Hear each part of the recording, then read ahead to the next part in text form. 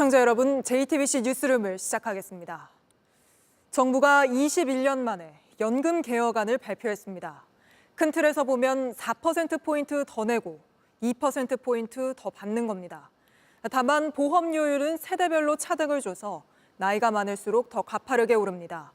젊은 층은 젊은 층대로, 또 중장년층은 중장년층대로 반발하고 있는데 먼저 정부안대로 되면 얼마나 더 내게 되는 건지부터 조보경 기자가 짚어드립니다.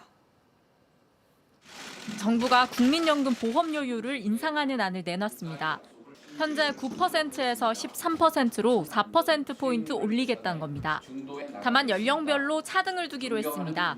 50대는 매년 1%씩 올려 4년, 40대는 0.5%씩 8년, 30대는 0.33%씩 12년, 20대는 매년 0.25%씩 16년 동안 인상해 13% 보험료율을 맞추는 방식입니다.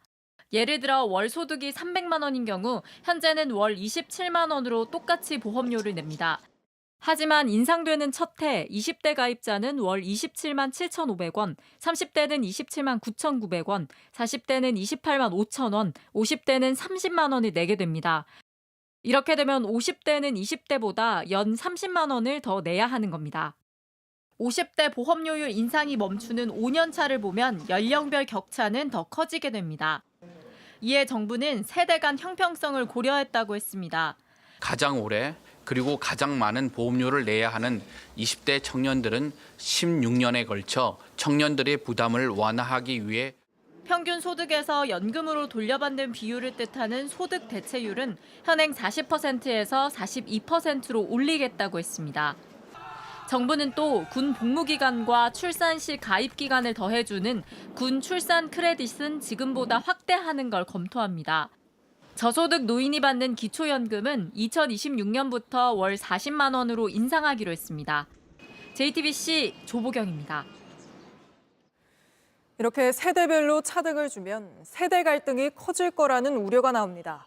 당장 중장년층은 이대로 되면 우리만 부담이 커지는 거 아니냐 크게 반발하고 있습니다. 이어서 강나현 기자입니다. 30년 넘게 사회복지사로 일해온 50대 후반 조종현 씨는 최근 실직을 했다 겨우 계약직 일자리를 얻었습니다. 수입이 크게 줄면서 보험료도 적잖은 부담이 됐습니다. 80% 정도가 줄은 것 같아요. 지금 자녀가 대학생인 부분이니까 이런 경제적 부담이 되게 큰 부분이고요. 보험 같은 경우는 다 해제를 했고요. 근데 갑자기 나이를 먹게 되니까 더 내라. 그거는 모순된 부분이 아닐까. 중장년층이 보험료는 덜 내고 혜택은 더 받았다는 정부 설명도 납득하기 어렵다고 말합니다. 저희가 애매해요. 저는 마지막 부모님 모시는 세대라 생각하는 밑으로 자녀도 챙겨야 되고 양육해야 되고 부모님도 또 부양해야 되고. 당장 노동시장에서 차별을 당할 수 있다는 우려도 나옵니다. 기업도 같이 올려야 되잖아요. 50대에 대해서 보험료 네가 다 내는 걸 해라. 이렇게 빠져나갈 수 있는 어떤 직종으로 고용을 한다든지 아니면 동의 안 하면 고용 안 한다 이렇게 할 수도 있고. 정부가 도입을 검토하겠다는 자동 조정 장치도 논란입니다. 지금까진 물가 상승률을 반영해 받는 돈을 조정해 왔습니다. 이 장치로 가입자 수와 기대 수명까지 계산에 넣겠다는 건데 저출생과 고령화로 가입자 수는 점점 줄고 기대 수명은 늘어날 거라 실제 받는 돈이 물가 상승률을 따라가지 못하는 경우가 생기는 겁니다. 소득 대체율도 OECD 평균에서 한참 못 미치는 수준이고 노후소득 보장이라고 하는 연금제도의 가장 기본적인 정책 목표와는 다른 방향으로 가고 있는 사실상 자동 감면 장치가 맞고요. 청년층을 배려해 인상 속도를 조절했다지만 정작 받을 돈이 줄어들 수 있다는 지적입니다. 이런 가운데 민주당도 정부안에 부정적입니다. 보험료율은 올리고 수급액은 사실상 낮추는 방안은 국민이 받아들이지 못할 것이라는 입장이라 국회 통과 과정에 상당한 진통이 예상됩니다. JTBC 강나현입니다. 이번엔 응급실 상황 알아보겠습니다. 오늘부터 서울에서 처음으로 2대 목동병원이 정기적으로 응급실 문을 닫습니다. 바로 현장으로 가보겠습니다. 자, 황예린 기자. 그럼 지금 그곳 응급실은 성인 환자를 아예 안 받고 있는 건가요? 네, 2시간 전부터 여기 이대목동 병원의 응급실은 성인 환자를 아예 받지 않고 있습니다. 이렇게 매주 수요일마다 오후 5시부터 다음날 오전 8시 30분까지 응급실 진료를 제한합니다. 소아 응급 환자도 자정까지만 받습니다. 벌써부터 구급대원들 사이에선 이 병원의 셧다운이요, 서울 전체 응급 환자에 영향을 미칠 거란 우려가 나옵니다. 이 응급실은 서울 서남권을 책임지고 있는 권역센터가 있는 곳인데 이곳이 문을 닫으면 환자들이 다른 곳으로 몰리게 된다는 겁니다. 정부가 그래서 그 대책으로 군의관을 투입한다 했잖아요. 그건 어떻게 됐습니까? 네, 정부가 오늘 이곳에 군의관 3명을 배치했습니다. 그런데도 정상화되기까지는 쉽지 않을 거란 취지로 답했는데요. 직접 들어보시죠. 저희가 군의관을 투입해서 정상 진료를 하도록 가급적이면 유도하겠으나 그것이 불가한 경우에는 뭐 어쩔 수가 없다고 생각합니다. 그래서 저 병원 측의 요구나 이런 것들을 좀 들어보고 좀 강구를 해 나가도록 하겠습니다. 혹시 응급실 운영을 제한하는 곳, 오늘 또 나왔습니까? 네, 일단 어제 저희가 소아응급 상황 자체가 굉장히 크게 비상이라고 전해드렸었는데요. 실제 순천향 천양병원이 소아응급 의료센터를 주 3회 주간에만 열기로 했습니다. 응급실을 운영하긴 하지만 아이들을 24시간 받기는 어렵다는 겁니다. 양산 부산대 어린이병원도 이번 주부터 소아응급실의 경우는요, 호흡기 진료를 하지 못하고 있습니다.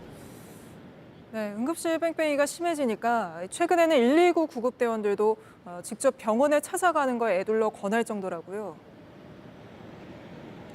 네, 실제 한 구급대원은 JTBC에 갈수록 119 구급대원이 병원에 연락을 하면요, 수용을 할 수 없다는 답을 너무 많이 듣고 있다고 전했습니다.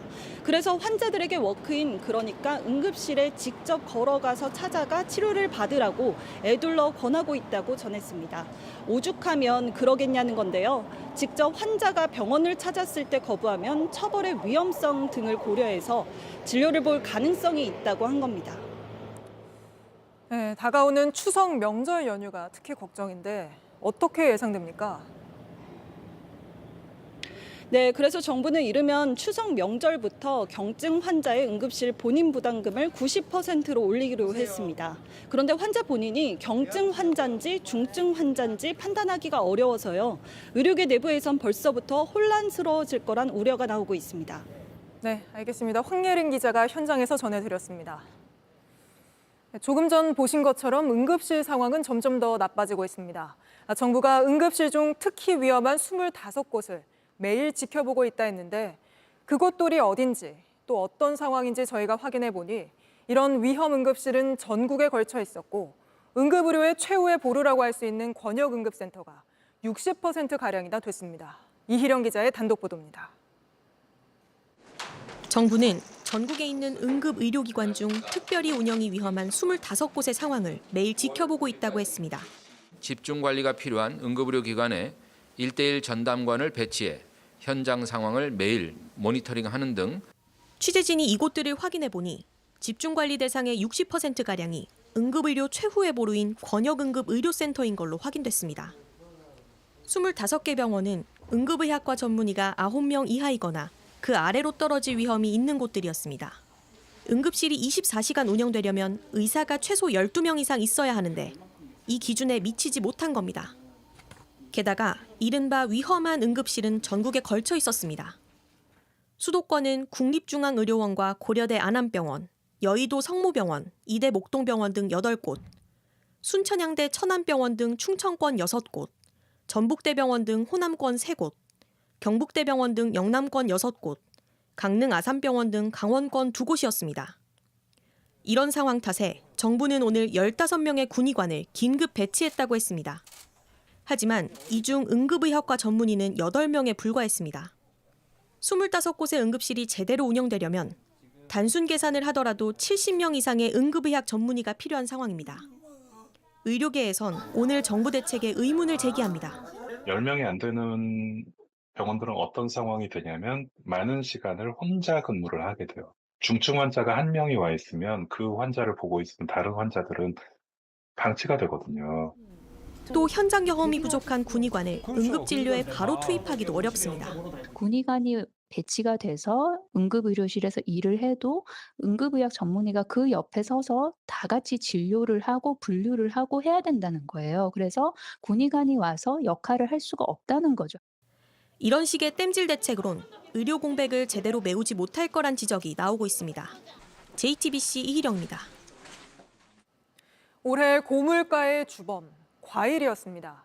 그런데 이 과일값을 좌지우지하며 돈을 쓸어가는 건 농민이 아닌 철강회사, 건설사 등이었습니다.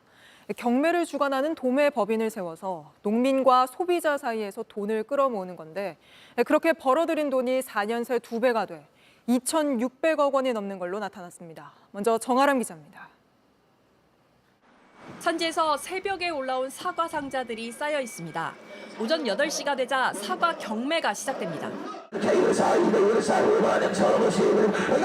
지금 사과 경매가 한창인데요. 이른 아침부터 경매사와 도매상들의 흥정을 통해 사과 도매가가 결정됩니다. 산지에서 출하된 농산물은 도매법인과 중도매인, 소매업자를 거쳐 소비자에게 전달됩니다. 그중 도매법인은 이 경매를 주관하는 대가로 생산자에게서 최대 7% 수수료를 챙깁니다. 값이 오를수록 도매법인이 떼가는 수수료도 같이 늘어나는 구조입니다.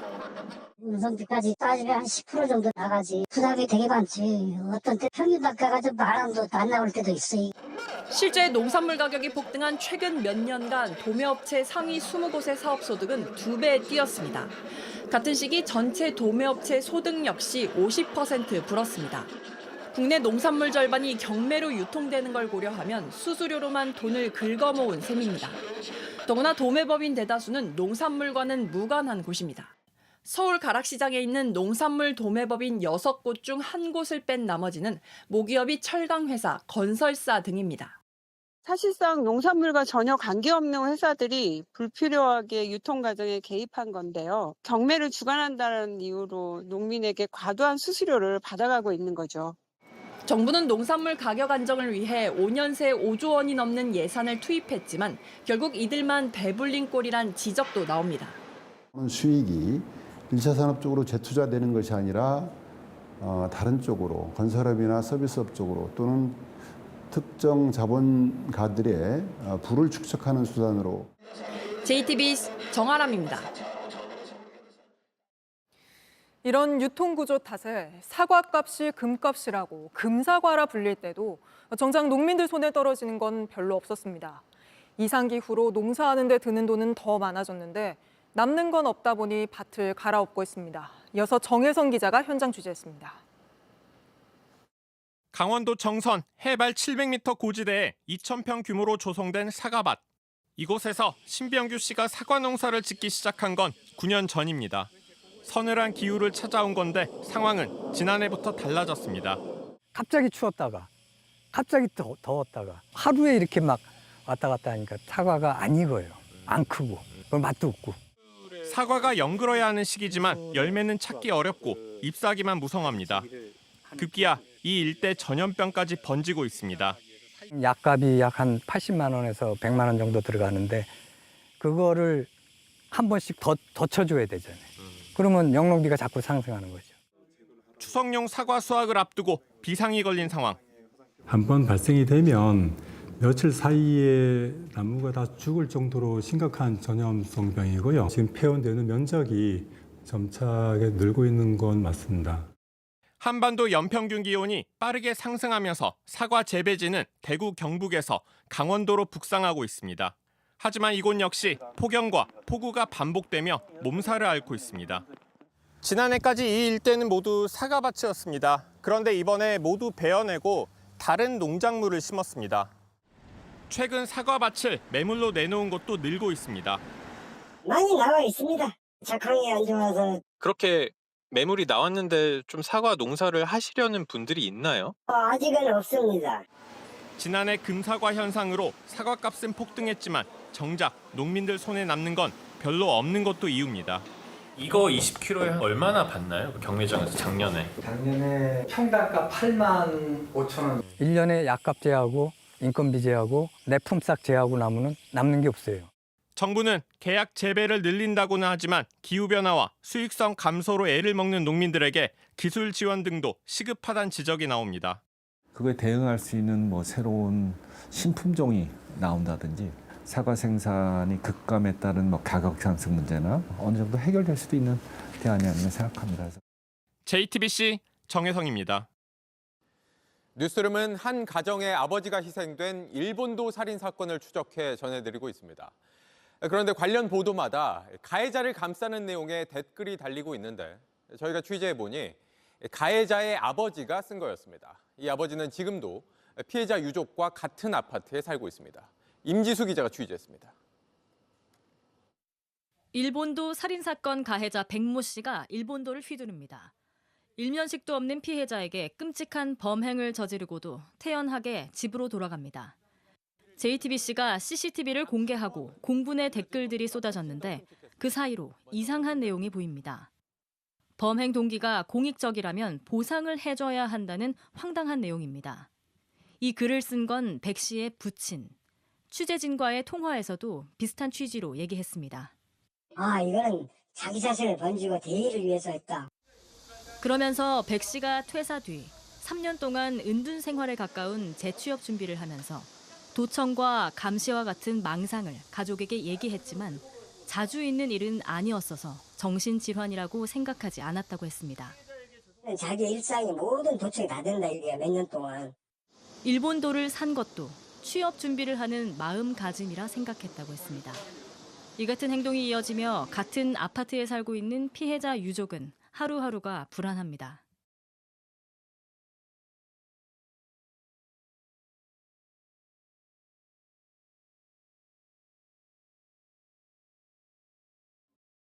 유족 측은 경찰에 신변보호를 요청하고 사자 명예훼손 혐의로 백 씨에 대한 고소장을 경찰에 제출했습니다. 우리 형법에서 엄격하게 벌하고 있는 사자 명예훼손죄에 해당하는 죄이기 때문에 JTBC 임지수입니다. 일본도 살인 사건 이후 경찰은 도검을 가진 사람들에게 문제는 없는지 전수조사에 들어갔습니다. 그런데 저희가 취재해보니 도검과 소지증 사진만 확인하는 등 하나마나한 식으로 조사한 경우가 많았습니다. 경찰은 뒤늦게 조사 기간을 연장하며 제대로 확인하겠다고 했습니다. 박준우 기자가 취재했습니다. 경찰청은 지난달 초 도검 소지자에 대한 전수조사를 하겠다고 밝혔습니다. 제2의 일본도 사건을 막겠다는 겁니다. 경찰이 도검을 갖고 있는 사람을 직접 또는 영상통화로라도 면담하는 게 원칙이었습니다. 하지만 현장은 달랐습니다. 그냥 문자로만 사진만 찍어주면 된다고 해서 사진으로 전송하고 끝났습니다. 도검 소지자가 112 신고를 당한 이력이 있는지도 조사 대상이었습니다. 은평구 일본도 사건 피의자처럼 폭력이나 이상행동 등으로 신고를 받은 도검 소지자를 걸러내기 위해서였습니다. 신고 이력을 확인하려면 개인정보 활용 동의서를 받아야 하지만 이것도 지켜지지 않았습니다. 혹시 개인정보 활용 동의서 같은 것도 보내시나요? 그건 따로 없어요. 신분증해갖고 같이 사진 찍어갖고 보내달라고 막. 도검을 갖고 있는 사람들은 조사가 제대로 되는 것이냐며 허무하다는 반응입니다. 경찰은 8월 안에 전수조사를 마치겠다는 약속도 지키지 못했습니다. 이렇게 수박 겉핥기식으로 조사를 해도 8만 2천여 정 중 6만 정 조사에 그치면서 기간을 이달 말까지 연장하기로 했습니다. 경찰청은 범죄 이력 등을 조회해 310여 정은 소지 허가를 취소했다면서도 부족한 부분은 연장 기간 동안 다시 철저히 확인하겠다고 해명했습니다. JTBC 박준우입니다. 동료 여군을 상대로 한 군인들의 딥페이크 범죄가 논란이 되자 국방부가 조사에 나섰는데 일주일 동안 피해자 13명이 확인됐습니다. 피해를 입은 여군 중에는 전역을 고민하는 경우도 있습니다. 임예은 기자가 피해자를 직접 만났습니다. 공군 모 부대 소속 20대 하사는 지난 1월 익명의 텔레그램 메시지를 받았습니다. 본인 트위터 하냐, 본인 이렇게 얼마나 사진이나 떠들고 있고. 자신의 계급과 이름을 내세운 계정. 프로필에는 알몸 사진이 걸려 있었습니다. 지인에게만 공개한 인스타그램에 올려둔 얼굴이 합성에 이용됐습니다. 불법 합성 사진을 두고 사람들은 성적인 대화를 주고받았습니다. 이거를 저한테 알려준 이유가 뭐예요?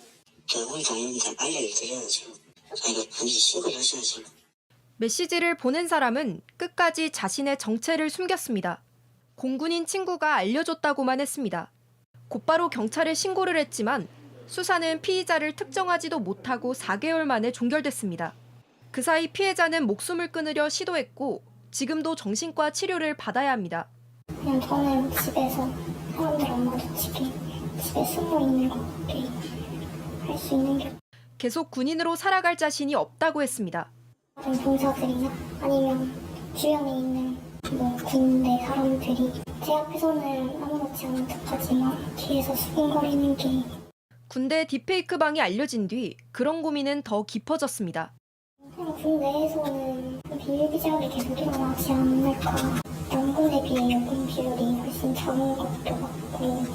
딥페이크 범죄, 군대 내 얼마나 퍼져 있는지 조사하고 조치해야 한다는 목소리가 높습니다. JTBC 임예은입니다. 딥페이크 범죄로 학교 현장 역시 불안하다는 목소리가 커졌습니다. 졸업사진이 혹시나 불법 합성물에 쓰일까 봐 겁난다면서 졸업 앨범에 얼굴 사진을 담지 말아달라는 학생들도 늘고 있습니다. 이 소식은 신진 기자입니다. 내 사진을 악용하는 누군가가 내 주변에 있다는 공포. 제 얼굴만 부분 캡처해서 보낸 거였고요. 그러니까 3년 동안 한마디 해본 저의 사진을. 학교 현장엔 막연한 불안감이 맴돕니다. 이제 졸업 앨범에 얼굴 넣는 것조차 꺼리는 아이들이 늘고 있습니다. 교사도 마찬가지입니다. 선생님 사진들이 퍼지는 게 우려가 되어서 졸업 앨범에서 담임이 아닌 경우에는 빼려고 하고 있는 경우도 많이 있는 것으로 알고 있습니다. 학교와 교육청은 예방과 대응법을 적은 가정통신문을 내려보냈습니다. SNS에서 사진을 내리도록 하라는 당부. 학부모들은 오히려 화가 납니다. 성범죄가 일어날 수도 있으니 노출이 있는 옷을 입지 말라는 식의 이런 대책이 진정 이 상황의 해결책이란 말입니까? 학부모 단체는 오늘 기자회견을 열었습니다. 근본적인 성평등 교육이 필요하다고 목소리를 높였습니다. 혐오와 차별이 놀이문화가 된 청소년들 일상을 바꾸기 위한 대책과 교육을 마련해 주시길 요청드립니다. 전문가들도 일상화된 혐오와 차별부터 바꿔가야 한다고 말합니다. 특히 여성 혐오적인 발언을 그냥 장난처럼 하는 경우들이 일상 속에서 많이 있는데 이게 어떤 문제가 되는지 사실은 인식해볼 경험들이 없어요. 오늘도 부산에선 불법 합성물을 판매한 10대 3명이 붙잡혔습니다. 인식이 바뀌지 않으면 또 다른 사태는 언제든 발생할 수 있습니다. JTBC 신진입니다. 국토교통부가 미국 상업용 부동산에 1,800억 원을 투자했는데 이게 전액 손실이 났습니다. 정부가 날려버린 돈은 주택도시기금 여유자금, 여윳돈이긴 하지만 서민들 주거 안정을 위한 겁니다. 이상화 기자입니다. 국토교통부 주택도시기금이 미국 보스턴의 스테이트 스트리트 빌딩에 투자했다 1,800억 원이 전액 손실난 걸로 나타났습니다. 당초 이 건물에 투자해 연 6% 수익을 낼 걸로 기대했지만 미국 상업용 부동산 공실이 급증하며 건물 가치는 투자 시점 대비 30% 급락한 걸로 알려졌습니다. 지난 3월에도 이 빌딩 차주인 부동산 개발사가 채무 불이행을 선언하며 원금 손실 가능성이 불거졌는데 운용사인 미래에셋운용은 전액 손실 가능성은 없다고 선을 그었습니다. 그런데 5개월 만에 1,800억 원 전액 손실이 결정된 겁니다. 이 문제는 어제 국회에서도 제기됐습니다. 주택도시기금공사에서도 이게 투자 담당자들이 있을 거 아니에요. 예. 네, 그러면 뭐 적절한 책임을 물어야 될 것 같은데 이런 정도로 이렇게 손실을 크게 입혔으면 모든 자산 운용에 있어서 기금, 뭐 국민연금도 마찬가지고 이런 이 여유 자금을 또 이렇게 금융적으로 운용하는 데 있어서 아마 이 내부적으로 이 성과에 대한 보상과 이 페널티에 대한 규정이 있을 터이고요. 주택도시기금은 주로 임대주택 공급이나 디딤돌, 신생아 특례대출 등 정책대출에 주로 사용됩니다. 국토부는 기금을 쓰고 남은 자금으로 국내외 자산에 투자해 운용 수익을 거두고 있습니다. 일각에선 서민 주거 안정에 써야 할 돈인 만큼 보다 신중한 운용이 필요하다는 목소리도 나옵니다. JTBC 이상화입니다. 올해 수능 시험 난이도가 어떨지 가늠할 수 있는 마지막 모의평가가 오늘 치러졌습니다. 6월 모의평가 때보다 쉬웠다는 분석이 나오는데 이렇게 시험마다 난이도가 널뛰기를 하자 수험생들 사이에선 혼란스럽다는 반응도 나옵니다. 성화선 기자가 취재했습니다. 직장을 3년 넘게 다닌 A씨는 의대에 진학하기 위해 다시 수능 공부를 하고 있습니다. 그 직장을 평생 다니기는 힘들 거란 생각이 들어서 이번이 내 인생에서 직업을 바꿀 수 있는 마지막 기회일 것 같아가지고. 오늘 치러진 9월 모의평가에서 A씨 같은 N수생은 약 10만 7천 명이 몰렸습니다. 수험생 5명 중 1명이 N수생인데 사실상 역대 가장 많습니다. 2025학년도부터 의대 정원이 늘어나면서 이공계 대학생 등이 대거 재도전에 나선 겁니다. 이렇게 N수생이 증가하고 정부가 지난해부터 초고난도, 이른바 킬러 문항을 배제한다고 해 난이도에 관심이 쏠렸습니다. 앞서 6월 모의평가에서는 절대평가인 영어 영역에서 1등급을 받은 수험생 비율이 1.47%에 그쳐 용암영어 등 난이도 논란에 휩싸였습니다. 이번 모의평가는 쉬웠다는 평가입니다. 작년 수능 및 올해 6월 모의평가보다 매우 쉽게 출제된 것으로 보입니다. 지나치게 추상적이어서 우리말로 해석해도 이해하기 어려운 지문을 배제하였으며 입시업계에서는 영어 1등급이 10%를 넘을 수 있다는 예측도 나옵니다. 국어나 수학도 비교적 쉽게 출제됐다는 분석입니다. 3개월 사이에 모의평가 난이도가 출렁이면서 수험생들은 혼란스럽다는 반응입니다. 수험생 입장에서 남은 기간 동안 난이도를 어느 수준에 맞춰야 될지 매우 혼란스러운 상황이 될 수 있다. 올해 수능은 70여일 남았습니다. JTBC 성화선입니다. 곧 퇴임하는 일본 기시다 총리가 모레 우리나라에 옵니다. 윤석열 대통령과의 마지막 회담에서 양국 여행객들의 출입국 절차를 간소화하는 방안 등이 논의될 수 있다는 관측이 나오는데 정작 과거사 문제는 이번에도 진전이 없을 걸로 보입니다. 윤세민아 기자입니다. 일본 언론들이 보도한 사전 입국 심사 제도는 자국 공항에서 출입국 심사를 동시에 받고 상대국에 도착하면 간단한 신원 확인만 거쳐 공항을 빠져나갈 수 있게 하는 방식입니다. 외교부 당국자도 내년 한일 국교 정상화 60주년에 양국 국민들이 체감할 만한 가시적인 제도 중 하나가 될 수 있다고 말했습니다. 제3국에서 분쟁이 발생했을 때 국민 대피에 협력하는 방안을 담은 양해각서를 체결할 것이란 보도도 나왔습니다. 이 같은 방안들이 곧 열릴 한일 정상회담 의제에 오를 수 있다는 전망이 나오자 일본 내에서도 총리 퇴임 전 강고한 양국 관계를 내외에 드러내 보이려 한다는 분석이 나왔습니다. 국내에서도 곧 퇴임하는 기시다 총리에게 선물을 주는 격이란 지적이 나왔습니다. 전직 외교부 고위 당국자는 기시다 총리 임기 막판까지 한일 관계 개선 성과를 각인시키려는 것이라고 비판했습니다. 과거사 문제에서 제 목소리를 못 내는 정부가 보여주기식 정책에 치중한다는 목소리도 나왔습니다. 그 역대 어느 정부보다도 이 부분에 양보하는 것처럼 지금 나오고 있는 이 정부가 그것을 내놓고서 다른 것을 100만 개를 얻는다고 해가지고 이게 무슨 의미가 있을까? 선물 보따리 들고 오는 것처럼 이렇게 하는 것 자체가 굉장히 쇼 같다는 느낌이 들고요. JTBC 윤세민입니다. 안세영 선수와 갈등을 빚었던 대한배드민턴협회가 이번엔 소속 심판들에게 갑질을 했다는 제보가 들어왔습니다. 인력 충원을 요청하니 심판 재계약이 안 됐고 이를 항의하니까 소속 심판제도 자체를 폐지했다는 겁니다. 폐지 결정도 1분 만에 카톡 의결로 진행됐다고 하는데 김필중 기자의 단독 보도입니다. 지난 2월 대한배드민턴협회 심판위원회 카톡방입니다.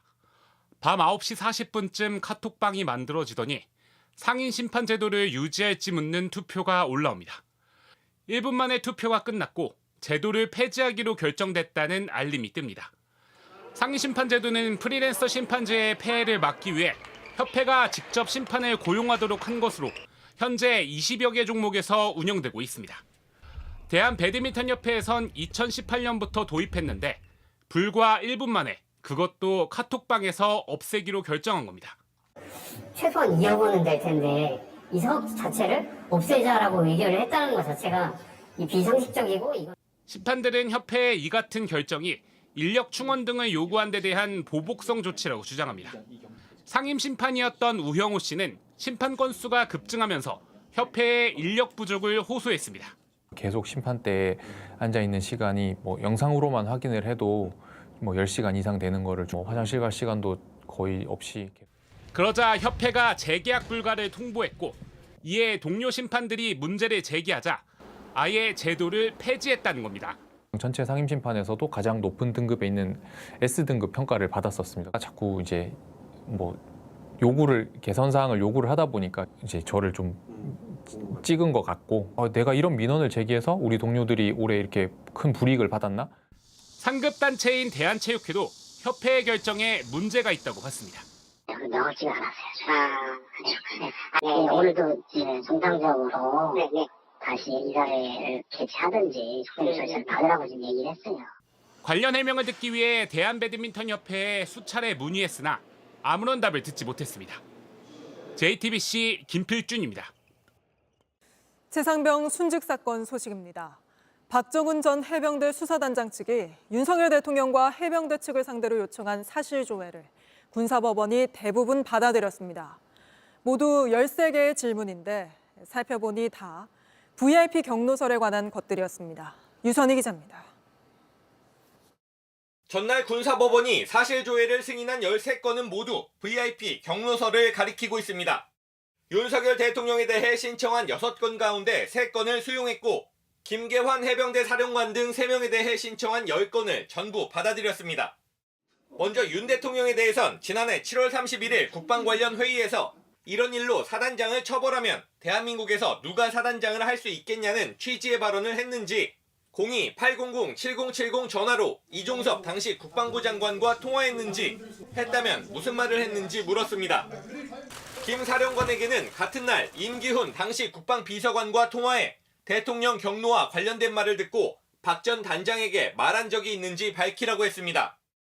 해병대 사령부 고위급 참모와 방첩 부대장에게는 지난해 8월 1일부터 2일 사이 김 사령관에게 VIP 경로설을 들은 사실이 있는지 물었습니다. 사실조회는 강제성이 없어서 반드시 답을 해야 할 의무는 없습니다. 다만 사실조회 요청에 응해 답변을 한다면 최상병 순직 사건 수사 외압 의혹 진실 규명에 분수령이 될 거라는 평가가 나옵니다. 대통령실은 그동안 국가 보안이라는 이유로 전화번호 등에 대해 밝히지 않았습니다. 회의 시에 해병대 수사단에 수사권이 없다. 그러니 혐의자를 특정하지 말라. 이런 얘기까지 했느냐라고 아주 구체적으로 물어봤기 때문에 이 문제는 국가 안보나 이런 거와 전혀 관련이 없고요. JTBC 유선입니다. 문재인 전 대통령의 전 사위 서모 씨의 채용 의혹을 수사 중인 검찰이 수사 범위를 넓히고 있습니다. 서 씨가 타이 이스타젯 전에 취업했던 게임업체 토리게임즈의 대표도 불러서 조사한 걸로 확인됐습니다. 박병현 기자의 단독 보도입니다. 문재인 전 대통령 전 사위 서모 씨는 2016년 2월 게임업체 토리게임즈에 취업해 2년쯤 일했습니다. 당시 문 전 대통령은 국회의원 신분으로 채용 한 달 전인 2016년 1월까지 민주당 당대표를 지냈습니다.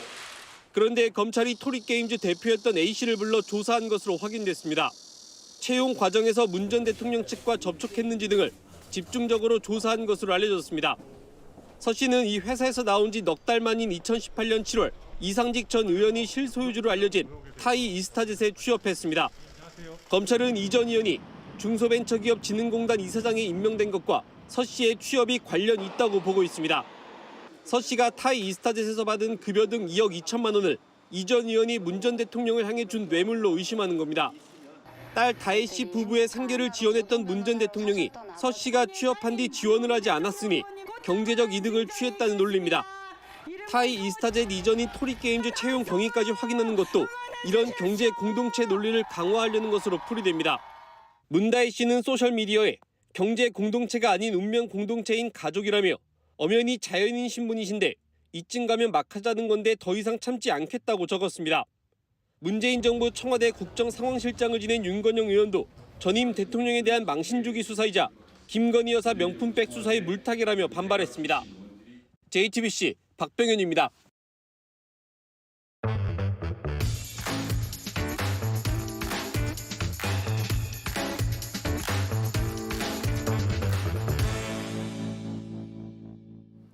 돌아온 비하인드 뉴스, 오늘도 이성대 기자와 함께하겠습니다.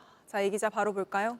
네, 첫 번째 이슈 보겠습니다. 하나마나 신사협정. 자, 오늘이었습니다. 22대 국회 첫 교섭단체 대표 연설이 있었는데 민주당의 박찬대 원내대표가 강도 높게 여당을 비판하니까 여당에서는 항의와 고성이 쏟아졌습니다. 반면 야당에서는 박수를 치면서 맞대응을 했는데 뭔가 좀 어수선한 분위기가 연출이 됐는데 먼저 그 장면 보고 가겠습니다. 윤석열 대통령은 헌법을 준수하고 있습니까? 대한민국 헌법을 준수해야 될 대통령은 무엇을 하고 있습니까? 이러다가 독도마저 일본에 내주고 자위대가 한반도에 진주하지 않을까 우려가 커지고 있습니다.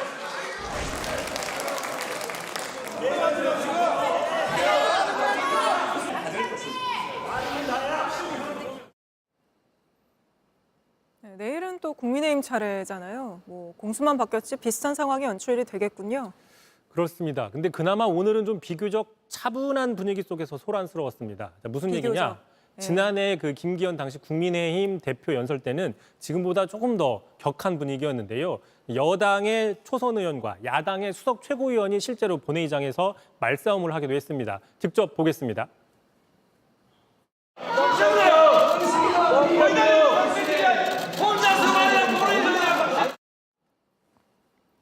자, 이런 상황이 지속이 되자 지난해 여야는 결국에 여야 교섭단체 연설할 때는 좀 더 자제하자 서로 이런 신사협정을 맺었습니다. 실제로 올해 2월이었죠. 자, 마지막 교섭단체 연설을 앞두고 윤재욱 국민의힘 원내대표가 자기 당 소속 의원들에게 야유나 구성하지 말아달라 이렇게 자제를 부탁했고 실제로 이루어지긴 했습니다. 다만 보신 것처럼 새 국회가 들어와서는 그런 약속들이 흐지부지 됐죠. 네, 알겠습니다. 바로 다음 이슈 볼까요? 자, 두 번째 이슈 보겠습니다. 내가 대통령 국회 가지 말라고 했다. 누구 이야기냐? 정진석 대통령실 비서실장 이야기입니다. 자, 오늘 전 직원을 모아놓고 조회를 했는데 뭐 일종의 정신교육을 한 겁니다. 이 자리에서 야당을 강하게 비판했는데 이렇게 얘기를 했습니다. 지금 국회의장단과 야당은 국회에서 대통령을 향한 조롱과 야유, 언어폭력이 난무하는 걸 사실상 방치하고 있다. 자, 그러면서도 대통령더러 국회에 나와서 망신을 당하라고 얘기하고 있는 상황이다. 자, 이런 상황에서 비서실장으로서 어떻게 대통령에게 곤욕을 치르라고 말할 수 있겠느냐 이렇게 강하게 비판을 했습니다.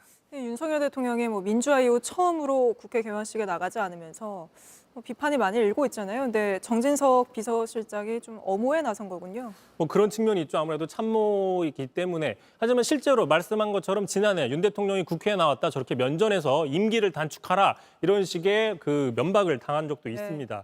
자, 그런데 어느 정부든 이런 일 때문에 국회를 나오지 않았다 찾아볼 수가 없습니다. 뭐 예를 들어 보시면 과거에 이명박 전 대통령도 저렇게 민주당에서 면전에서 항의를 했습니다. 박근혜 전 대통령 경우에도 하야하라 이렇게 바로 지근거리에서 항의를 받았고요. 자, 문재인 전 대통령도 마찬가지입니다. 자, 진보 보수 할 것 없이 어느 대통령이든 국회를 방문하게 되면 야당에서 저렇게 항의와 피켓팅을 하는 경우가 일상적인데 그럼에도 불구하고 유독 윤석열 정부에서만 국회는 대통령을 망신 주는 곳이다라고 규정하는 게 문제가 있는 게 아니냐 이런 지적이 나오는 겁니다. 근데 이게 사실 국회 개원식이 뭐 국회의원들만의 행사는 아니잖아요. 이들을 뽑은 주권자 국민들의 행사이기도 한 건데 그런 차원에서 여당 안에서도 비판이 나오지 않습니까? 그렇습니다. 여당도 비판을 하고요. 어쨌든 이런 상황이 되다 보니까 자, 대통령실이 이런 입장을 보이니까 장관들도 비슷한 입장을 보이는 게 아니냐 이런 지적이 나오는데 하루하루 늘 그 논란의 중심에 서 있는 김문수 고용노동부 장관 오늘도 이런 얘기를 했습니다. 직접 들어보시죠. 세 번 해도 이거 지금 장관으로서 인사청문하는 거 그게 보통 힘든 게 아니고요. 네. 제 아내도 아주 힘들어서 죽겠다고. 그리고 저도 좀 해보니까 이 국회만 없으면 장관 할 만한 것 같습니다. 자, 국회만 없으면 장관 할 만하다. 그러니까 국회를 무시한다, 국회를 희화한다 이런 비판이 나왔죠. 그런데 이제 과거에 야당에서 이렇게 강하게 비판한 적이 있습니다. 국회 역할에 대해서 자, 반성과 사과가 없는 대통령이 오히려 견제자인 국회의원들을 수사하겠다고 한다. 대통령 자신이 거짓과 비리의 몸통이다. 이렇게 이야기를 했는데 누구냐? 바로 과거의 김문수 당시 한나라당 의원 시절입니다. 네, 알겠습니다. 오늘 여기까지 들어보겠습니다. 이성대 기자였습니다. 네, 두 달 앞으로 다가온 미국 대선은 보수 대 진보, 극단적인 진영 대결의 양상을 보이면서 여러 논란이 불거지고 있습니다. 미국인들이 많이 쓰는 인공지능 서비스가 특정 후보를 지지한다는 논란이 커지는가 하면 각종 허위 정보가 연일 소셜미디어에 퍼지고 있습니다. 백민경 기자입니다. 미국에서 많이 쓰는 인공지능 음성 비서 알렉사입니다. 트럼프 후보에게 투표해야 하는 이유를 물었습니다. Why should I vote for Trump? I cannot provide responses that endorse any political party or its leader. 그런데 해리스 후보에 대해 묻자 대답은 달라집니다. 해리스를 찍어야 하는 이유까지 내놓습니다.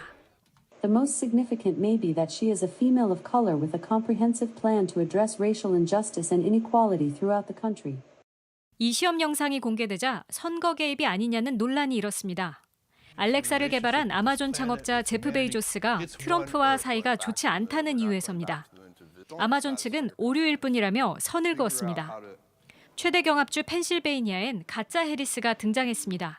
이곳 미식 축구팀인 필라델피아 이글스 복장을 한 해리스 후보가 선거 전단으로 나붙은 겁니다. I'm into it. I call it real.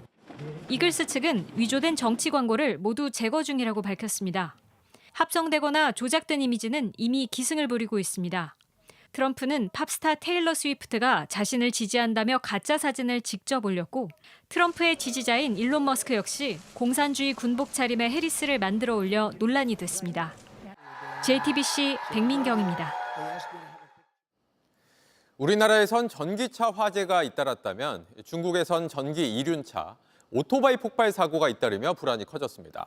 이런 사고가 지난해 2만 건 넘게 발생했는데 국내에 등록된 전기 이륜차 상당수가 중국산이라 남의 얘기만은 아닌 상황입니다. 베이징 이도성 특파원입니다. 불이 난 방에서 속옷 차림의 남성이 뛰쳐나옵니다.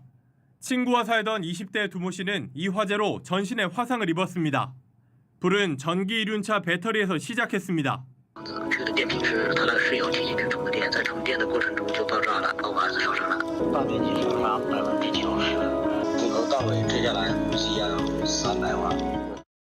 지난달 수저우시 전기자전거 판매점에서 일가족 6명이 숨졌고 지난 2월엔 난징시 아파트에서 50여 명이 숨지거나 다쳤습니다. 모두 전기 이륜차의 배터리가 폭발하면서 난 사고였습니다. 중국에선 지난해에만 관련 사고가 2만 건도 넘게 일어났습니다. 전기 이륜차는 크기와 종류마다 각기 다른 배터리가 들어가 있는데요. 이 배터리가 부풀어 폭발하면서 큰 화재로 이어지는 겁니다. 현재 중국에 있는 전기 이륜차는 모두 4억대로 추산됩니다. 언제 어디서 터질지 모르는 그야말로 시한폭탄입니다. 중국 당국은 3년 전부터 주차금지 구역을 정하고 제조업체와 건물관리 주체에 사고 책임을 물리는 등 규정을 마련해왔습니다. 배터리 국가 표준을 세우고 안전성 관리도 계획하고 있습니다. 문제는 이게 중국만의 일이 아니라는 점입니다. 우리나라에 등록된 전체 전기 이륜차는 7만 5천 대로 이 중 절반이 중국산입니다. 중국 전자상거래 플랫폼을 통해서도 쉽게 주문할 수 있어 국내에서도 대책 마련이 시급해 보입니다. 중국 베이징에서 JTBC 이도성입니다. 송유관이 묻힌 곳까지 땅굴을 파고 들어가 기름을 훔치려던 일당이 붙잡혔습니다. 삽과 곡괭이로 넉 달 동안 땅굴을 파놓고도 자기들끼리 싸움이 나면서 결국 기름 한 방울 훔치지 못했습니다. 정영재 기자가 취재했습니다. 냉동 창고 안에 모래주머니가 가득 쌓여 있습니다. 바닥은 네모나게 잘렸고 깊은 구덩이가 뚫렸습니다. 거기서부터 긴 땅굴이 이어집니다. 불을 밝히고 일정 간격으로 지지대도 받쳤습니다. 철로까지 깔린 게 마치 광산 갱도 같습니다. 선생님, 들어오지 마요. 위험해. 충남 천안시의 한 창고 아래서 지하 4m, 깊이 16.8m의 땅굴이 발견됐습니다. 창고에 달린 물류회사 간판은 위장. 목적은 4차선 도로 넘어 송유관이었습니다. 하루 한 2만여 대 그 차량이 오고 가는 도로 그 지하에서 땅굴을 파고 들어가서 전에도 기름을 훔치려다 감옥에 갔던 사람들이 출소하자마자 다시 뭉쳤습니다. 그중 한국석유공사 전 직원이 있어 송유관의 위치와 설계도를 쉽게 구했습니다. 장비를 동원하면 들킬까 삽과 괭이로만 작업했습니다. 지난 2월부터 4개월을 파내 송유관까지 닿는 데 성공했지만 정작 기름은 못 훔쳤습니다. 범행 자금이 떨어지자 내분이 생긴 겁니다. 자금단 때문에 이제 못 파고 다시 이제 메꿨던 것으로 그렇게 조사가 되었습니다. 경찰은 일당 9명을 전원 붙잡았고 6명을 구속했습니다. JTBC 정영재입니다.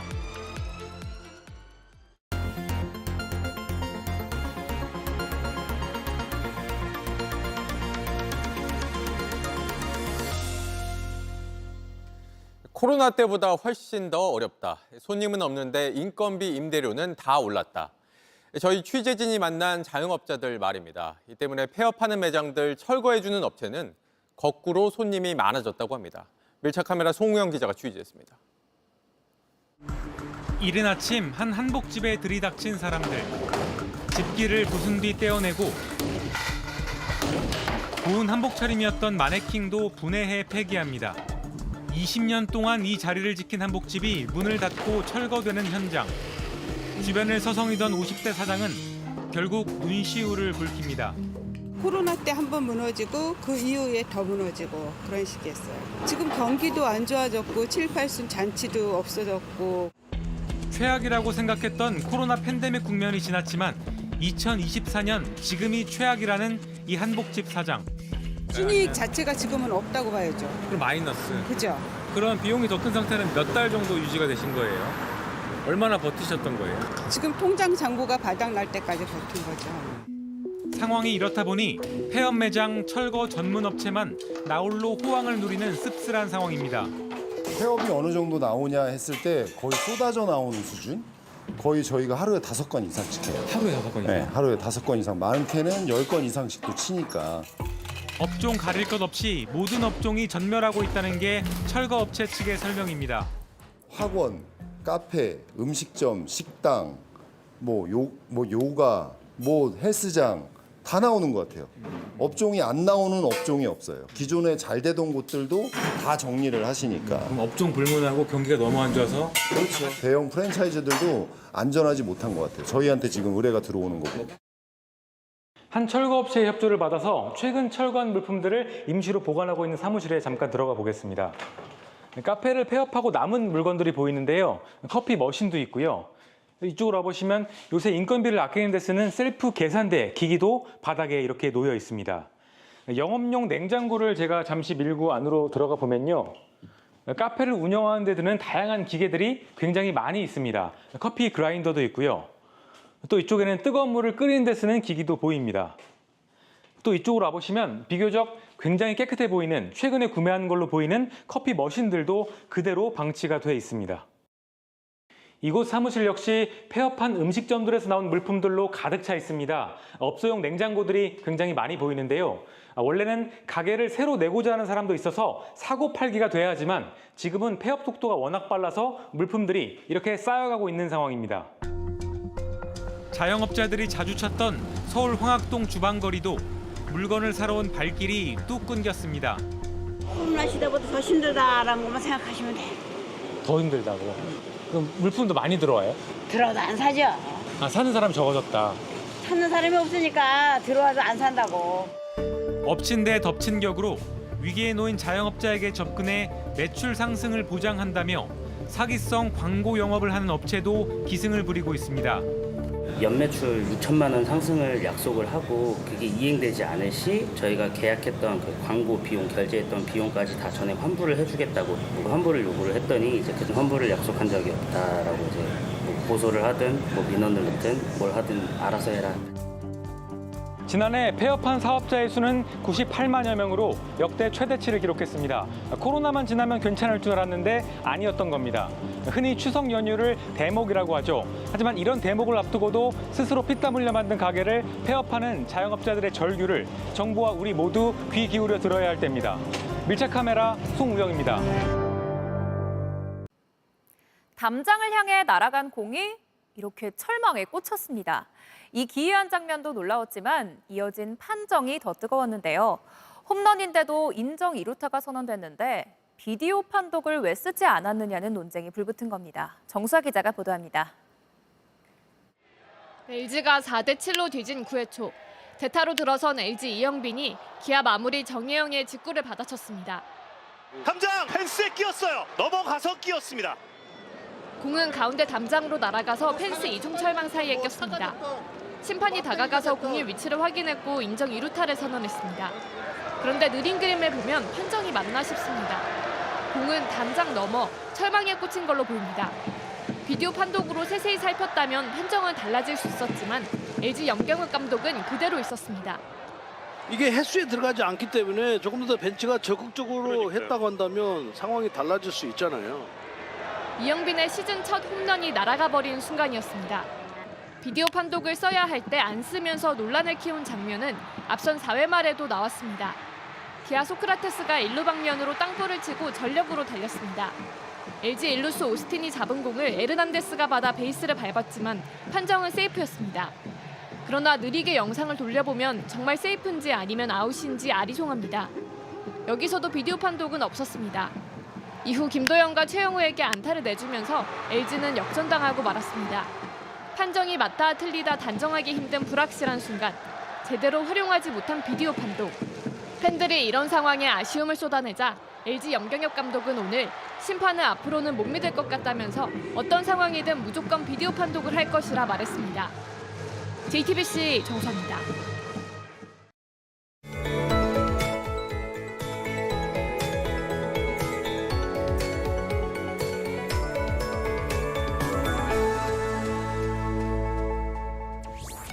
아침의 선선함을 느낄 새도 없이 낮에는 강한 햇살이 기온을 빠르게 끌어올립니다.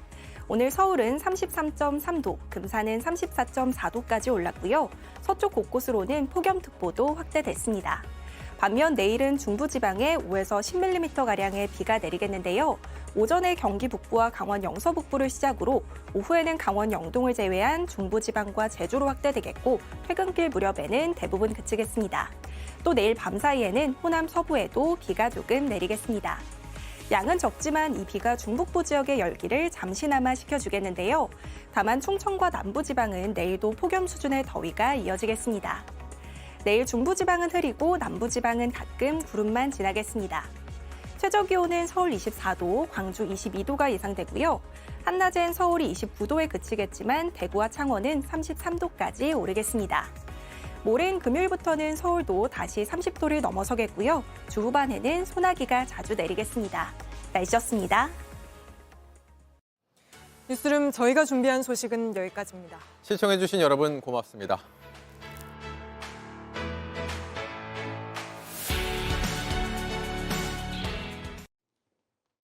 JTBC 뉴스를 시청해주신 여러분 고맙습니다. 저희는 저녁 6시 30분 뉴스룸에서 뵙겠습니다.